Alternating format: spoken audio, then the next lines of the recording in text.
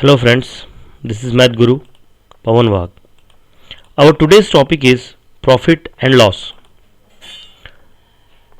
We'll study about cost price, we'll study about selling price, profit and loss, percentage definition, profit percentage and loss percentage. In the beginning we'll see cost price and selling price. What is cost price? The price at which an article is purchased is called cost price of the article. मतलब जिस price में हम किसी भी चीज़ को खरीदते हैं, that price, उसको हम कॉस्ट प्राइस कहते हैं. For this pen, suppose the price of this pen is 5 rupees. We bought this pen in 5 rupees, so the cost price of this pen is 5 rupees. For this television, suppose हमने इस television को 10,000 rupees में by किया है, सो the cost price of this television set is 10,000 rupees. So the price at which way by, कीमत वो price जिस पर हम किसी चीज़ को खरीदते हैं.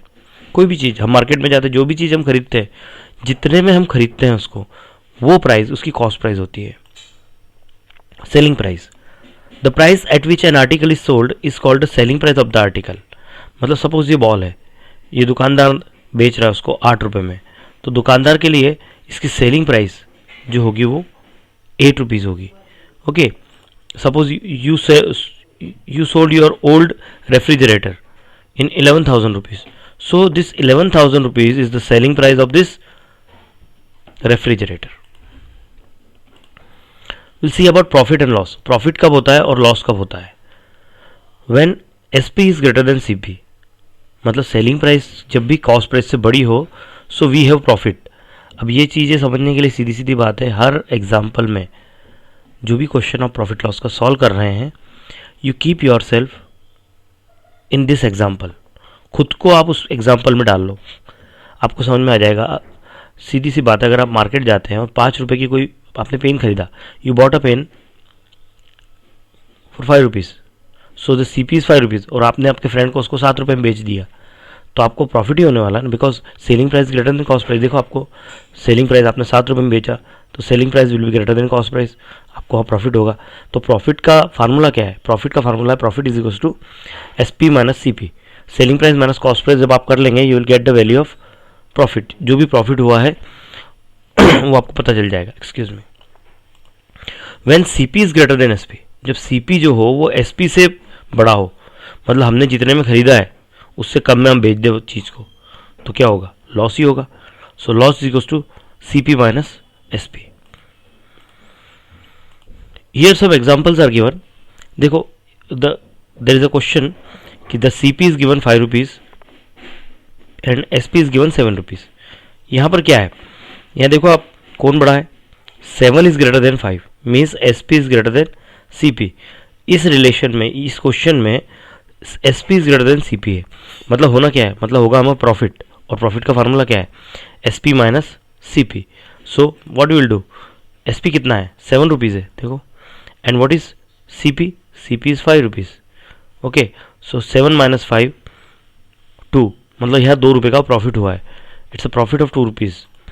In next question, 50 rupees is given CP and 47 is given SP. So here CP is greater than SP. Cost price is greater than selling price. तो cost price जब selling price से बड़ी होती है, उस केस में हमें लॉस होता है. ओके, तो यहाँ लॉस का हम फार्मूला लगाएंगे CP minus SP. And what is CP? CP is 50 and SP 47. So इस केस में यहाँ पर लॉस हुआ है 3 रुपीज़ का. One more example is given that the CP is 50 and SP is 67. So यहाँ पर SP is greater than CP है, तो डेफिनेटली यहाँ प्रॉफिट होगा, और प्रॉफिट का फार्मूला हम लगाएंगे SP minus CP. Will get the value of profit which we made. That is 67 minus 50 is equal to 17. 17 rupees का यहाँ प्रॉफिट हुआ है. अब हम देखते हैं प्रॉफिट परसेंटेज क्या होता है, लॉस परसेंटेज क्या होता है. सीधी सी बात है, जब प्रॉफिट होगा तभी प्रॉफिट परसेंटेज आप निकाल सकते हैं, और जब लॉस होगा तो लॉस परसेंटेज निकाल सकते हैं. प्रॉफिट के ऊपर ही प्रॉफिट परसेंटेज कैलकुलेट होगा, लॉस के ऊपर लॉस परसेंटेज कैलकुलेट होगा. ऐसा नहीं हो सकता कि आपको प्रॉफिट हो रहा है और आप वहाँ लॉस परसेंटेज निकालें. It is not possible.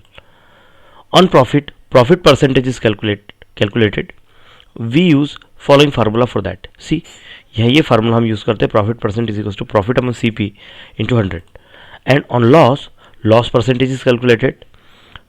और लॉस के लिए फार्मूला क्या है, loss percentage is equal to loss upon CP into 100. ये दो फार्मूले हम यूज़ करते हैं. प्रॉफिट के केस में जब हम प्रॉफिट परसेंटेज निकालना हो तो हम ये फार्मूले को यूज़ करेंगे, पहले वाले फार्मूले को. और जब हमें लॉस हुआ हो तो हम फिर लॉस परसेंटेज का फार्मूला यूज़ करके हम वहाँ पर कितना लॉस परसेंटेज हुआ है, परसेंटेज ऑफ लॉस कितना है, उस केस में हम वो फाइंड कर सकते हैं. कुछ एग्जाम्पल्स यहाँ पर मैं शेयर कर रहा हूँ आपसे. That Shriraj bought a TV set for ₹10,000, sold it to Suresh for ₹8,000. What loss percent did Shriraj incur. अब सीधी सी बात है, पहले आप जब भी क्वेश्चन पढ़ते हैं तो सेंटेंस वाइज आप जाइए. Shriraj bought a television set for ₹10,000.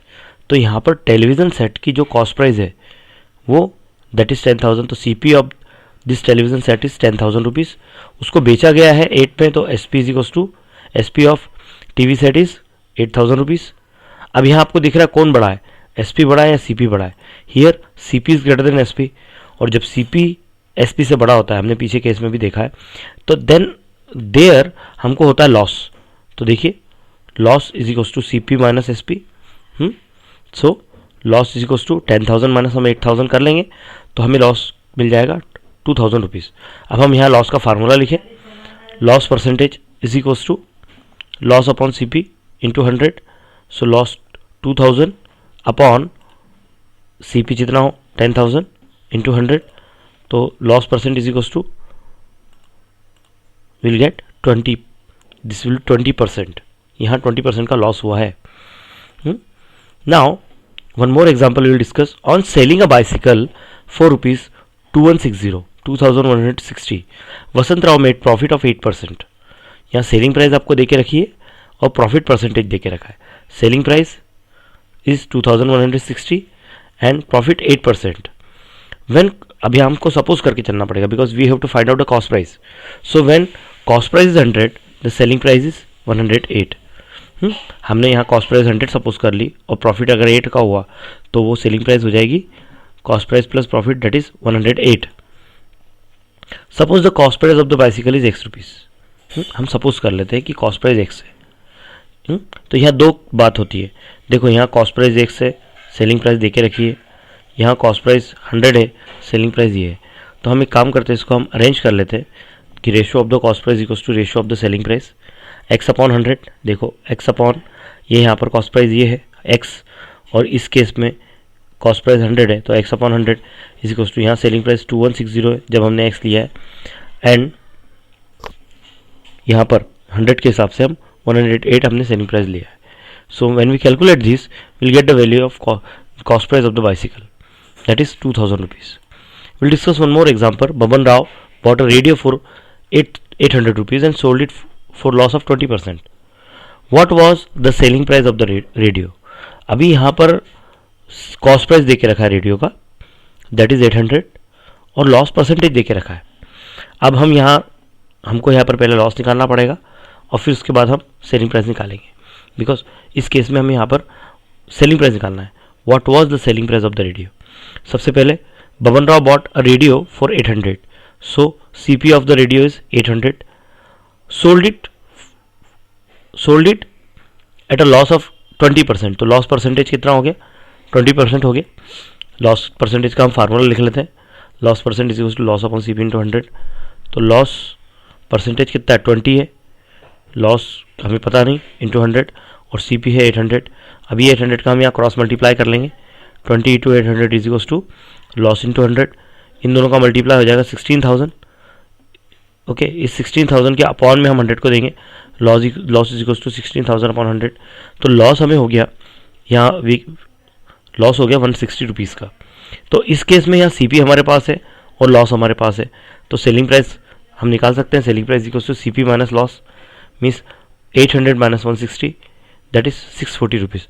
So the selling price of the radio is ₹640. यहाँ पर ₹640 आपने यहाँ बबन राव को ने इस रेडियो को 640 में बेचा है.